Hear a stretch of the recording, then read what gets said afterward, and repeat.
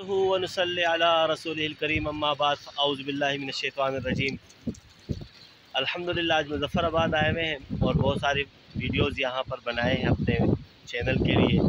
और यहाँ का एक पुरसुकून माहौल जिसमें हर चीज़ की आवाज़ सुनाई दे रही है, दरख्तों की भी, पत्तों की भी, और तूफ़ान की भी, और समंदर की, दरिया की भी। तो अल्हम्दुलिल्लाह आज दिल में आया कि एक ऐसा वजीफ़ा दिया जाए कि यार जो लोग घर में बैठे हुए परेशान हैं, बस उन्हें भी परेशान है, सुकून नहीं है, खुशियाँ नहीं है, और बेचैनी है, और दिल करार नहीं है, तो ये ऐसे लोगों के लिए वजीफ़ा है।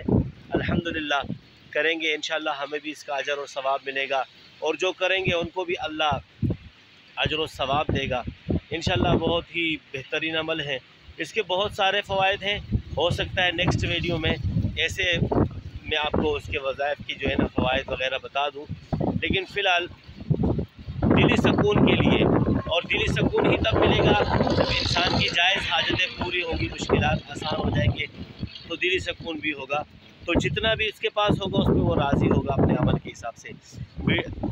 और वजीफ़ा बताने से पहले गुजारिश है कि मेरे वीडियो को लाइक करें, सब्सक्राइब करें मेरे चैनल को, और अपने दोस्तों अहबाब के साथ इसको शेयर करें।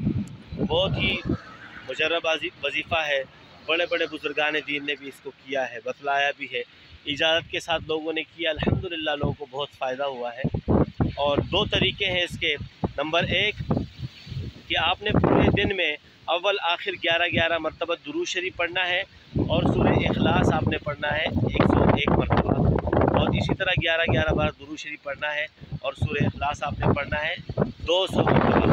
जो भी आप देना चाहते हैं इस वजीफे को करें। जज़ाकल्लाहु खैर।